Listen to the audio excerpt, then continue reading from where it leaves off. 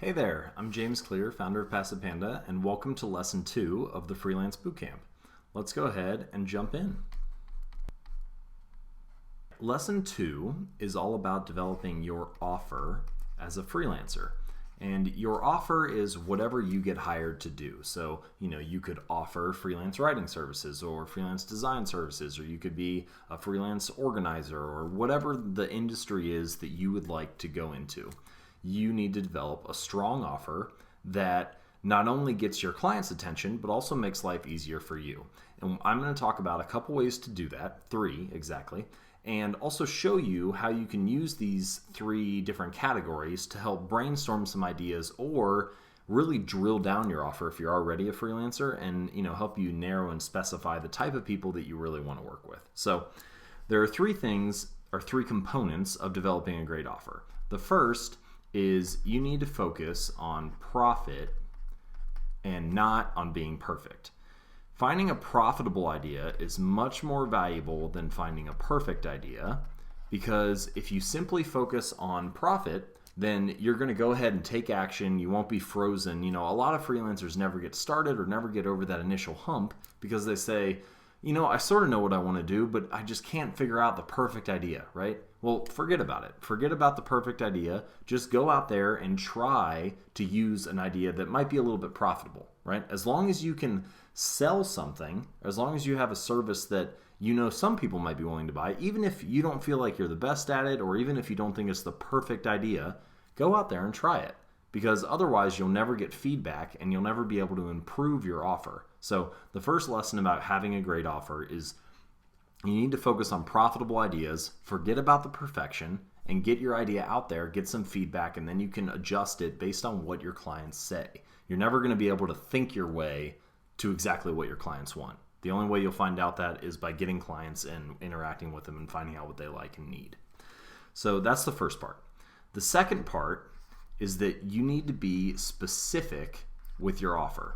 And I like to call this one-sentence specificity. So in other words, freelancers should be able to describe what they do, their offer, who they work with, the type of work they do, in one sentence. If it takes you longer than one sentence to describe it, then you probably don't have a good handle on the type of services that you offer, or you're trying to do too much at once. Because if you try to be something to everyone, if you have to say, well, I'm a freelance writer, but I do white papers and sometimes I work in the tech industry and every now and then I'll write a sales page, but I can also do email marketing. Like that, then people don't know what to come to you for, right? You've already lost them because it's like, well, I don't really know what your niche is. Like, I don't know where you lie on the spectrum of freelance writers. So you need to be specific about the niche that you're going to go after, or narrow your offer so that you can really, get in that conversation, have that one sentence specificity, and people will understand, oh, you do email marketing campaigns. Like if I know someone who wants to get better at email marketing or wants to do that type of campaign for their business, then they should come to you because you can write that for them, right? So you need to have some specificity with whatever it is that you offer. And this ties in with the third part of having a great offer, and that is that you need to narrow whatever it is you do into a more specific focus. So let's say, let's just stick with the example of writing. So let's say that you're a writer, right? And you can do pretty much anything on the spectrum, right? You could say, oh, I write in, if you're a writer, you can write about anything. So that's the start. But then you could also narrow it down into almost any tiny little niche, all along here. It's like, if you're a writer, or maybe you just write in the tech industry, or maybe you write in the tech industry, but you also do annual reports, or maybe you focus and only write on sales pages, or maybe you only do email marketing. Whatever it is, take those steps down and narrow in on what it is you specifically do. Because if you do that, you can charge higher rates. If you're just a general writer or a general freelancer on any topic, then it's going to hurt you because you can't charge a higher rate because you don't solve that specific problem. And that's one of the lessons from this particular session, is that clients hire freelancers who solve their specific problem. They don't hire freelancers who are good in a general area. right? So that's why you need to be specific about whatever it is your freelance task is. So let's go ahead and hop on the web, and I'm going to show you a few examples of people and businesses who do this well so that you can apply this to your freelance business. So this first example, her name is Amy Harrison, and she's a freelance writer. But unlike most of the freelance writers that you probably have seen on, Odesk or Elance or all these other sites who just jump at whatever comes their way, she has said, you know what, I'm going to be very specific about what I do. So she is focused purely on copywriting and sales pages. And if you go and look at her packages here, then you will see the prices that she charges are much, much higher than the typical person. So she's even instituted this copywriting coaching course where she gives people a couple ebooks and, a coaching call or two, and then they can email her. And she charges, $600 just for that. And that's just a couple emails and, one or two calls. Okay. Then she goes down and focuses on these done for you options where she'll write, special reports or autoresponders. This is all about like sales and, in business, right? This is her niche, her industry. She does specific sales pages for up to $6,000 almost. Okay.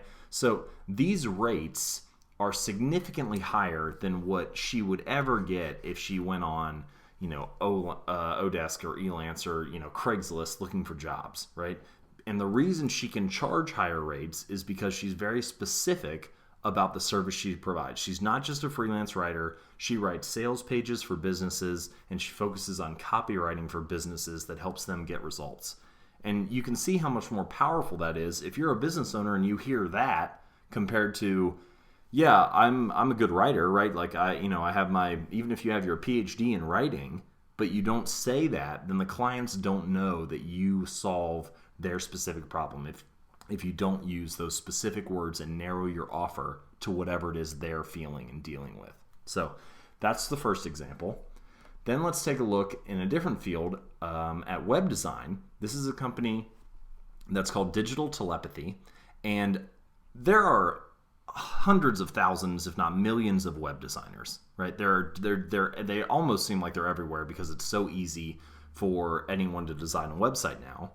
But Digital Telepathy has been able to charge astronomical prices for their web design. They have designed websites that have cost, this is to design a single website, even if there's a lot of web pages on this and it's a big project, this is still a ridiculous number. They have been paid over hundreds of thousands of dollars to design a web page, okay?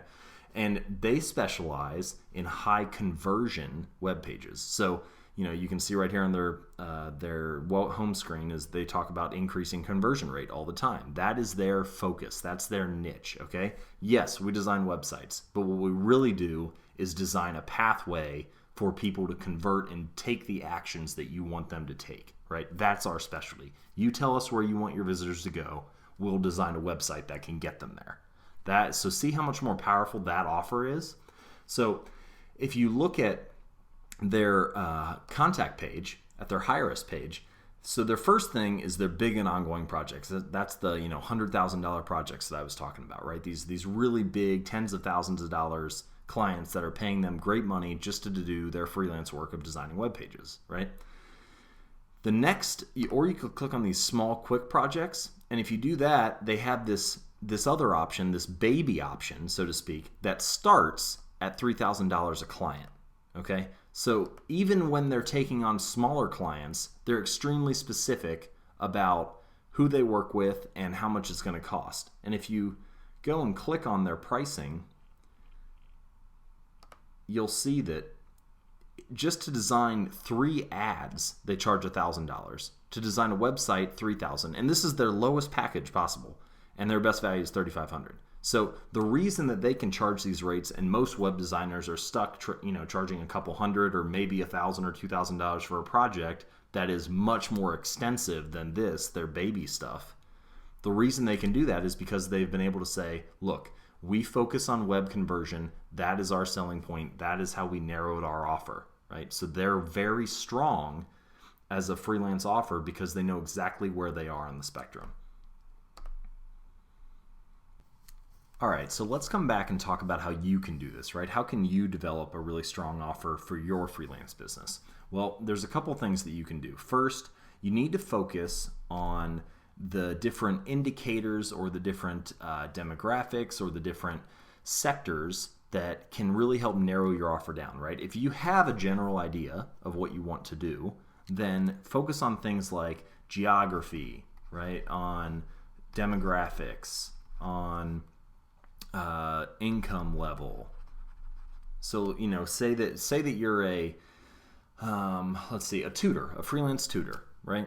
And you would like to tutor people in math because that's your subject, right? Well, that's great, but be more specific than saying I'm a math tutor, right? Say I'm a math tutor who works in San Francisco and works with 3rd to 6th grade students, and then pick a high income area of San Francisco, pick one of the more wealthy neighborhoods, and focus on all the schools there. Because now you've targeted not only by the geography and the income level, but you've also targeted the specific grades 3 to 6, this range where all the parents know each other, right? So if you get more targeted, people are going to refer you around more frequently, because no matter what area or industry it's in, like-minded people hang out, right? So the best way to get referrals is to get into that area, say I specialize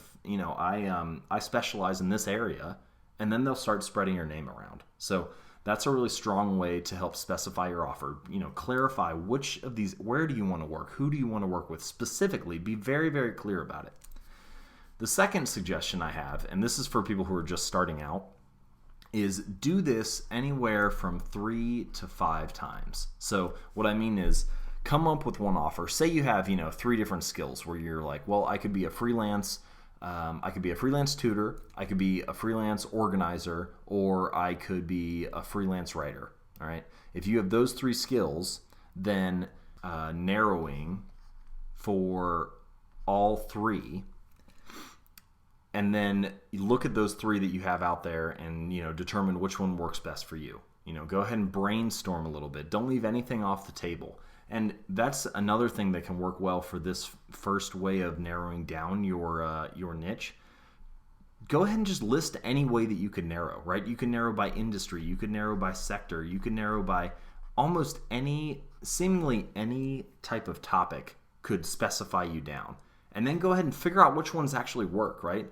Could you narrow and only work with the tech industry? Well, maybe, go ahead and list it down and then check out, see how many tech companies are in your area, or see how many you can get in touch with online, right? And go ahead and narrow down your offer based on those criteria. So, to recap from lesson 2, what you want to do is use these different sectors, these different demographics, these different geographics to narrow down your offer. And you should do that, 3, 4, 5 times just to make sure that you have a variety of things that are at your disposal. And then you're like, yeah, I brainstormed a couple of these ideas. One of these is going to work. And the 3 things that you want to focus on with your offer are profit over perfection, right? You want a profitable idea, not a perfect one. You want it to be specific. Make sure that you have it very clear what you do and who you work with. And you want to narrow down. You don't want to work with everybody. You want to work with the right people. So 1, 2, 3, profit, specific, and narrow. Go ahead and spend some time thinking about your offer. Your homework for this lesson is to write down your freelance offer, or maybe 3 or 4 of them, and specify where exactly should you work, who should you work with, and how should that go. And go ahead and spend some time doing that, and I'll see you in lesson 3.